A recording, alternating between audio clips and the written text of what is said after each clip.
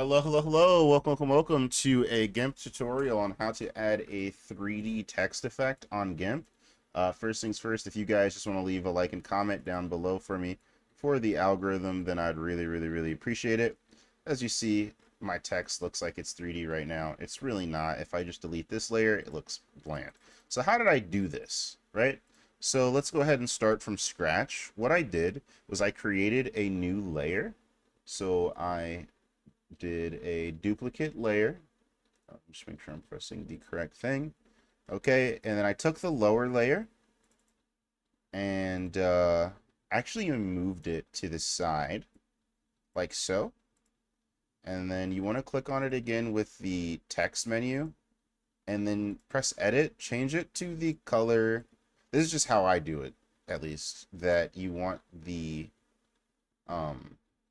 outline to be.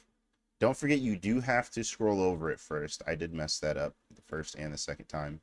And then you can go ahead and move it right underneath. And then for it to be the 3D effect, you kind of, because it's going to be underneath, you either want it to be like backwards. I like to tend to go forward, and you can see kind of like where it's going to go forward at.